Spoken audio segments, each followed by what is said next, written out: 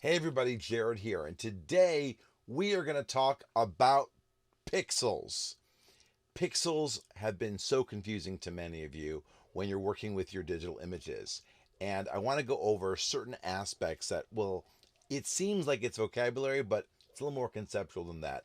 Bear with me for a few minutes because by the time we're done, this should make a lot of sense. First of all, we're going to talk about this idea of resolution, how many pixels that you have, and we're going to contrast that with this idea of DPI, or dots per inch, or what are you doing with those pixels. We're also going to talk about the difference between images that were born digital, which were taken with a digital camera, versus images that were scanned in using a scanner. And then lastly, when we talk about our scanner, we're going to talk about scanning images that were original, let's say like a painting or a textile or something like that, versus scanning in something that has already previously been printed. And those are two different categories. Now, we're going to do this demo in Photoshop. And for the most part, we're not going to do anything except look and talk about what we're looking at. Let me start off with this photograph right here. This photograph is a photograph of a castle wall in Istanbul, Turkey, and it is born digital. It was taken with a digital camera, and this means that it was always just pixels. It was taken with a digital camera. There was nothing in between. There was no negative. There was no anything. It was created as a digital file. Now we're going to come over here and take a look at what resolution we have. And if I click on image size, I'm in Photoshop, it's going to tell me, I'm going to ignore all of this. I'm just going to look at our dimensions. 4,950 pixels by 3,284 pixels. Now that is the resolution of this image. It's almost 5,000 pixels by a little more than 3,000 pixels. Now what's very important to realize is that resolution is because that is the resolution of my camera itself.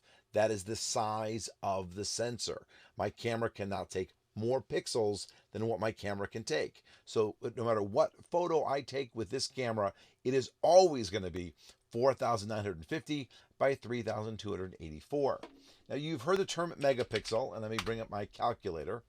And it's really easy. If I were to multiply that out, 4,950 times 3,284, what you're going to realize is that 16,255,800 pixels, or 16 million pixels, or 16 megapixels. So this photo is a 16 megapixel photo, and I'm guessing it was probably taken with my phone. I don't remember which camera I took this with offhand. But the idea being is it will always be 16 megapixels in this case, because that's the resolution. The actual dimensions of it is, ignore that resolution for a moment, 4,950 by 3,284. Because it was born digital, it came from the sensor. The sensor is what matters here. Now, let me close this for a moment and take a look at my screen here.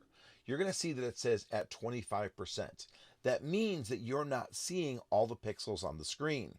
And if I were to grab the zoom tool and start zooming in, you'll notice 50%, 66%, 100%. So now for every pixel of my image, I am using 1 pixel of the screen, and this is a 1-to-1 correlation, which shows you exactly what I'm looking at. If I zoom in any further, now you're going to see it's going to get blockier and blockier and blockier, and that's because I'm zooming in to the point where I can actually literally see a grid of how big these pixels are. Remember, a pixel is just a piece of information. It has actually no real world units because a pixel is a measurement of data. When you're looking at the picture, each block of information is a pixel. How wide is that in real life? Well, if I keep blowing it up, it's that big. That's kind of silly. But the idea being is this is 1 unit of information, and our pictures are made up of units of information, which we call pixels. In this case, 4,000 by 3,000, or 16 million pixels overall. Now that's really what we're looking at here, is this idea of the absolute resolution. How many pixels wide versus how many pixels tall. The reason that people ask about DPI resolution is they want to know what they can do with it. What can you do with it? How big can you print it? It's really what you're talking about. Let's come back over to image size. For our demonstration, I want to make sure that the resample is unchecked. I want to make sure that the resample is unchecked because what you're going to notice is that right now it tells me that my picture is 72 DPI and it's 45 inches by 68 inches. What this means is if I were to take that 4,950 pixels, where's my calculator again? If I were to take that 4,950 pixels and divide it by 72 pixels per inch, I would get 68.75 inches. It's a ratio. The idea is, what are you doing with those pixels?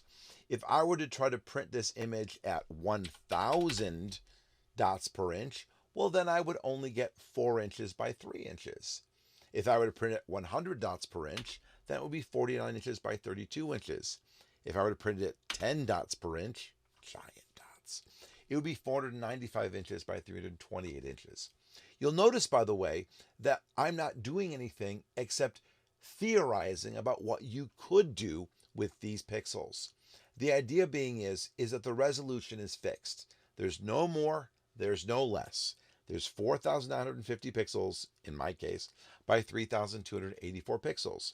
And when I change the pixels per inch, the DPI resolution, it theorizes how big would it be in the real world if I were to print at a certain density. And that's what we're talking about, is print density. What do I mean by that? Well, if I were to take 100 pixels and print it in 1 inch, then it would look so dense. If I were to squeeze 300 pixels into that inch, it would be denser. 1,000 pixels, it would be denser and denser and denser. So what do we need? Well, that's always the question. The magic number for most print purposes is 300 pixels per inch. Why? Because from a visual acuity perspective, things that are about arm's length at about 300 dots per inch, we no longer see the dots. It's human visual acuity. So at arm's length, at 300 dots per inch, it's pretty good. And that means that if I were to print this image at 300 dots per inch, it would be 16.5 by 10 inches, which is pretty good size. That's a pretty good size right there. If I blew it up larger, let's say I wanted to make this image 20 inches wide, well, then it would go below that 300 number. Matter of fact, what's interesting is that the bigger that number becomes in terms of size, the more you're going to stand back from it. A billboard has giant dots. You just don't notice it because you're so far away.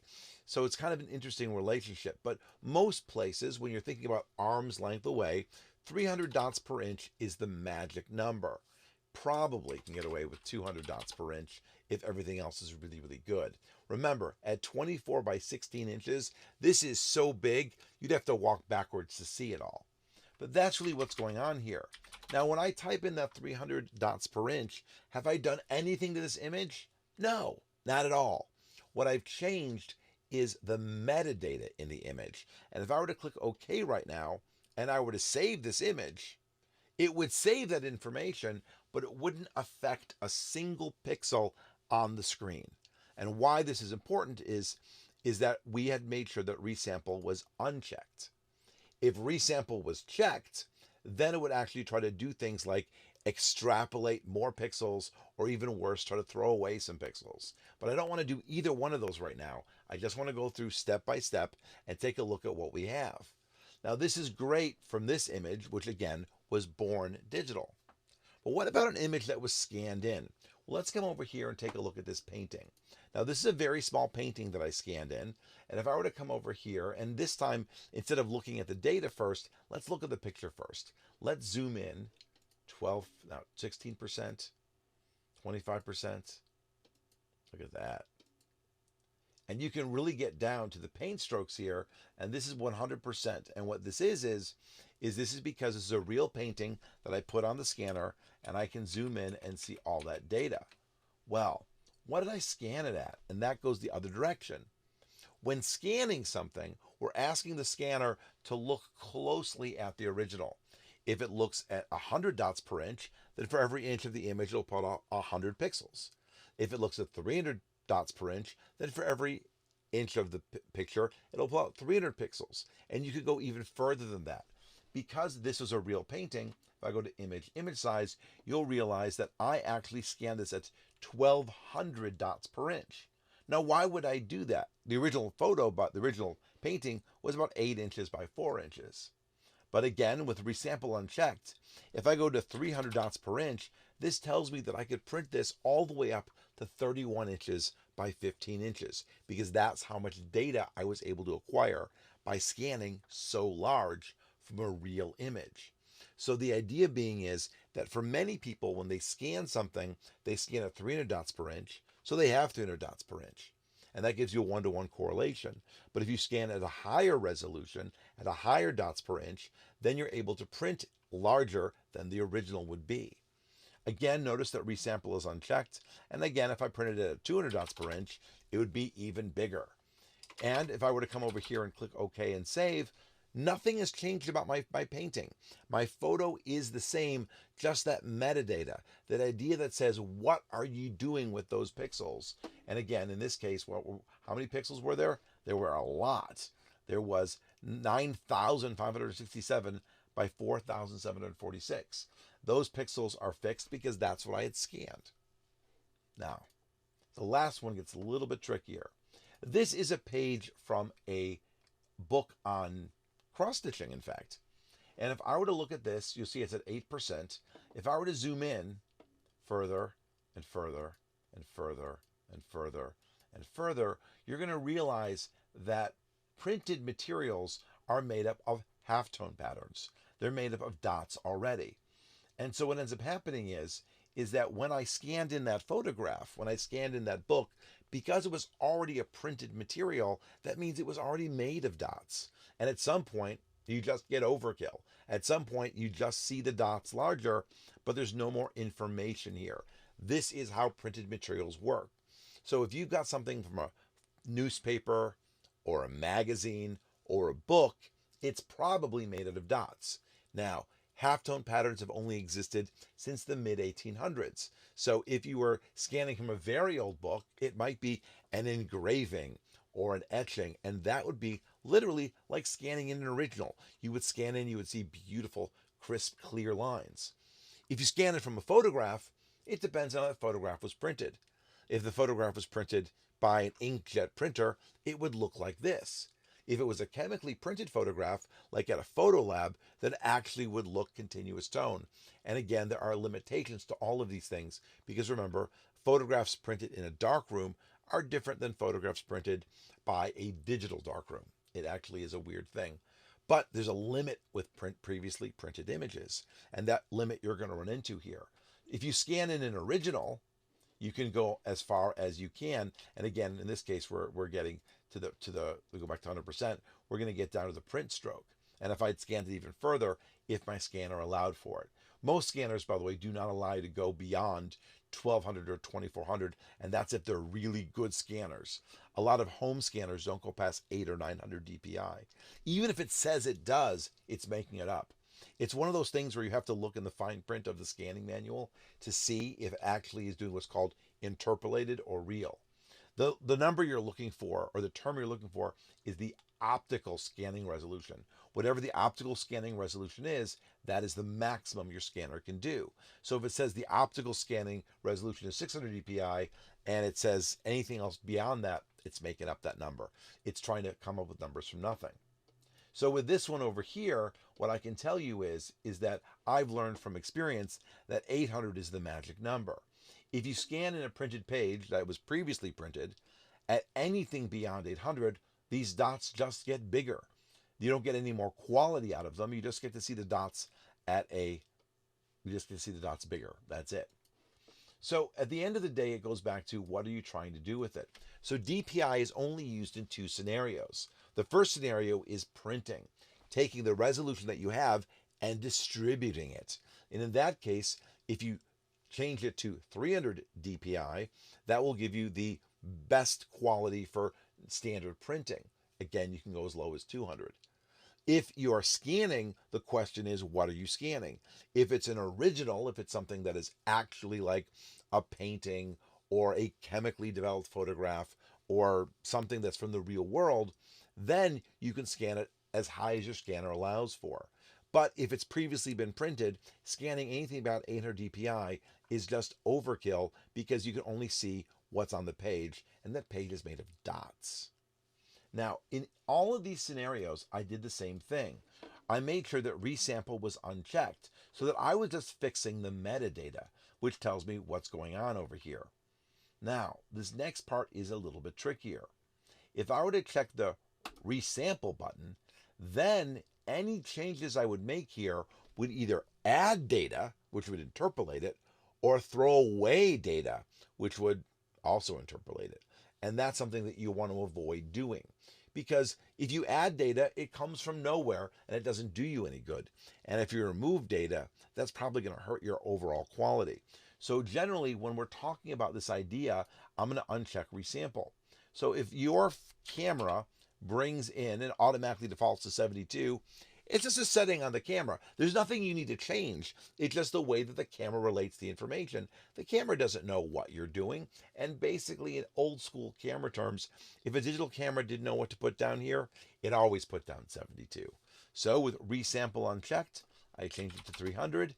I click OK, and I save. And not only is that information saved in the photo without destroying or changing any of the data, but it also allows me to see what is the largest I can print it at. The same thing kind of comes over here with my painting. Again, the largest I can print it at is at 300 DPI, 31 inches by 15 inches. At 200 DPI, 47 inches by 23 inches. So you get to go back and forth on this. For instance, if I knew I wanted to do an 8 by 10, I might say 10 inches wide. It's not an 8 by 10 anyway. But it's going to tell me, wow, that's going to print at 956 DPI. Way more than the human eye can see, so I'm golden here. And again, with resample unchecked, you can change the width and the height and the DPI resolution to see how you are distributing the number of pixels that you actually have. Remember, the number of pixels that you have, you can't get more because your digital camera is what it was. You can only get as much as you could have scanned in the first place, and if it's previously been printed, the limitation is always 800 pixels per inch, because that is what it is. That's where you're going to get to see everything. The dots just get bigger.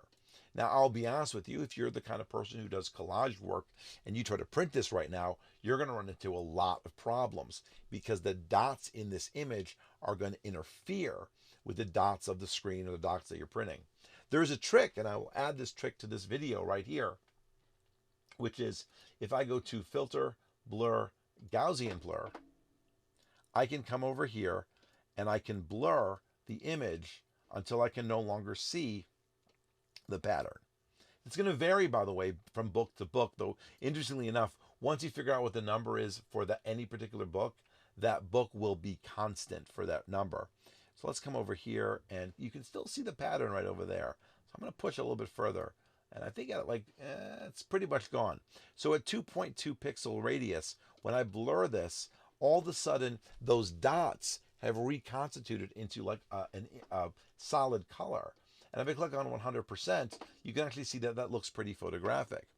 What's interesting enough is if I were to change this, it went from this to this. And this was a lot easier to look at because it reconstituted it. Yes, it's softer. I did lose some data, but it wasn't real data. It's data I couldn't see in the first place. What's more important is, if I may go back over here, if I were to zoom out, you can sort of see that there's still that weird dot pattern here. But again, once the blur comes back into play, it's gone. And if I zoom out again and again and again, it's going to be nice and crisp all the way through versus over here and over here. So using the Gaussian blur is very, very useful. I will be honest with you, when I'm doing this, I usually make sure that I'm only doing it on the points where there's images. But let's take a look over here again before. And you can see that that green was really made up of green and yellow dots. But once I had blurred it together, it's now a solid color. And that's going to make my life a lot easier. And again, I'll be able to not just see it better, but if I were to print this, I wouldn't run into any print problems in the future. I would only do this on images that were, again, halftone images that were scanned from other books, and I would make sure I did this on a very careful basis. It only really works if you scan it at 800 DPI. or even higher, so you can blur those images, those dots back together. Remember, I've not in any time used the resample button and had it checked here, because for our conversation, that's not going to help. We just want to talk about the relationship between the absolute number of pixels you have and what the width and the height would look like when printed by changing our DPI resolution over here. Resampling the image, again, I want to reiterate this, would actually either throw away data or make up data, and that's not what we're looking at. If your question is this, I type my camera came in at 72, I changed it to 300, and it's not big enough for my purposes, well, now you're running into a problem, and that is you don't have enough data. And if you don't have enough data, there's nothing we can do in this video to help you.